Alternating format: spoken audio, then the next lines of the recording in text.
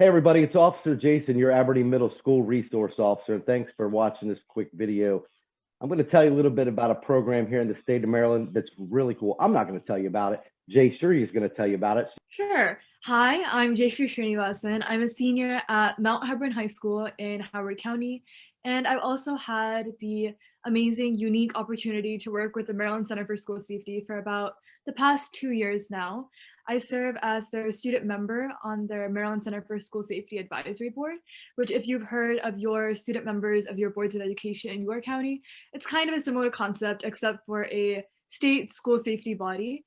And I'm also the student lead of the Maryland Center for School Safety Student Focus Group, which is the program that Officer Nideg was referring to. And that group is what I'm going to be talking a little bit more about today. So tell me, first of all, who is the group open to? What age ranges or grades? Right, the group is open to middle schoolers and high schoolers. And when you're looking at schools, they can be from private or public schools. All right, and tell me a little bit about what the students do in this group. So the group is composed of students from different counties, and I would say that the overall purpose of the group is twofold. One is to be an advisory body for the Maryland Center for School Safety. So the Maryland Center for School Safety has a lot of prominent student-focused programs. One of their big ones is the Safe Schools Maryland Anonymous Reporting System, which is a 24/7 reporting system that you can access through app, through website, through phone number, and report any kind of school climate concerns that you might be facing. So a resource as important as this one is only useful when other students know about it. So it's very important to get the word out.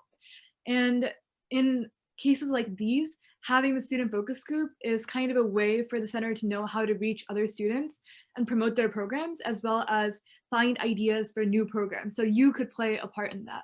And the second half is if you already have this interest or passion for school safety, the hope is that you'll take advantage of the resources and connections that the Maryland Center for School Safety has to offer to make an impact both in your community and maybe even within your school. So what are some of the issues you guys as a group address? So it's honestly all student driven, the issues that we choose to focus on. We meet once a month on a telecommunication platform like Google Meet, and an expert from the MCSS side is brought in to talk about an issue that the students of the focus group have indicated is of interest to them. Some of the ones that we've touched on for this year by popular demand were bullying, school resource officers, and suicide prevention, and then also some feedback items like providing feedback on their new website, merchandise that they've released to promote their Safe Schools Maryland anonymous reporting system. And there are some action items that we kind of take coming out of those meetings to translate the impacts of the information that we learned about that topic in the meeting, if you'd like me to talk about those. Absolutely. Tell everybody about this group. I mean, the idea here is to get as many students as possible involved in their school safety and have a voice. So yeah, tell me all you have. So two of the biggest initiatives that we undertook this year, I could briefly touch on both of those. One was at the very beginning of the year, we started out with this brainstorm session. And it was really interesting because you have all of these students from different counties with different perspectives who've never met but have that common passion or interest in school safety. So we were just bouncing ideas off of each other. And one common consensus was that everyone really liked the vibe of the discussion that we had going amongst us, and they wanted to bring that back to their own schools and be able to have open conversations about school safety within their own schools. So we took that little suggestion and idea back to MCSS, and as a direct consequence of our brainstorm session, the Maryland Center for School Safety rolled out new programs. So there's now middle school mentor programs where as a middle schooler, you can sign a pledge that you're going to mentor other students within your building and be a champion for school safety related causes and promoting diversity and inclusion. And at the high school level, as long as you have a few other students who are willing, you can create a Safe Schools Maryland chapter.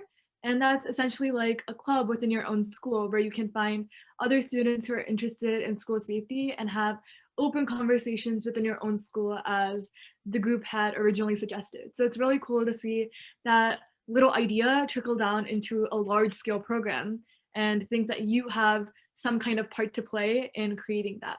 The other main thing that we wanted to do was use social media to spark conversations about school safety, since students just tend to be pretty big with social media. So we suggested this little idea to the Maryland Center for School Safety too. And now we could kind of do Instagram takeovers every Friday where we provide an infographic as a student focus group of different topics that we think that other students and stakeholders should hear about, or different programs, just whatever we're feeling. And that information goes out on the Maryland Center for School Safety social media. So what is the Instagram handle for the MCSS? Of course, missing no opportunity to promote it. It's at Safe Schools MD, and we do a focus group Friday. So every Friday you'll see a post come out from the student focus group. So what is the major concern or the focus on bullying? What was the hot topic? I think it really Was did. it cyberbullying or? Right. I think it really did vary per county, to be honest. I will say that cyberbullying is something that kind of extends across counties, just with the advent of social media being more and more common. But, you know, I live in Howard County, and then there's some students who are in Baltimore County, and we're dealing with completely different things. So I think that's a large part of the beauty in this group, where I've only experienced my school experience from a Howard County perspective, but now I get to hear about what my peers are going through in Baltimore County or in Carroll County. And it's just a completely different experience. So being able to exchange those experiences, just to give an example, something that went on in my school was there was some targeted bullying towards the disabled students at my school, and then at another school in a different county they can relate to that, but then maybe there's a larger problem of violence within their school. So you really get your eyes open to how it's not a one size fits all solution between counties, but rather there's unique problems that each county is dealing with, and there's different targeted solutions that need to be implemented to effectively address those problems. So on the suicide focus part of it, are you finding that it's same throughout Maryland, each county, or is that also different? For the suicide prevention meeting, the main takeaway from that meeting was how to start open conversations about suicide and kind of dispelling myths about that a lot of us hear, where it's like if you talk to someone about suicide, they're more likely to consider it. But rather, we learned that that's actually a common myth, where if you talk to someone, that could be their way out to actually open up and talk about their feelings to someone and deal with that in a more healthy way. So the action item that came out of that was not necessarily surveying as much. We put out some social media posts on effective conversations around suicide, and then I encourage like each of the student focus group members to kind of take that information back to their counties. You have your county student councils, you have your county board of education, and just kind of spread that information about how to have open conversations surrounding suicide, because suicide is on the rise across Maryland. And the main thing that we wanted to do was to promote starting these positive conversations and being a lifeline or a person that other people can rely on because you've educated yourself. Is the tip line that we talked about earlier, you mentioned, can somebody report on that tip line that somebody's suicidal or having suicidal thoughts?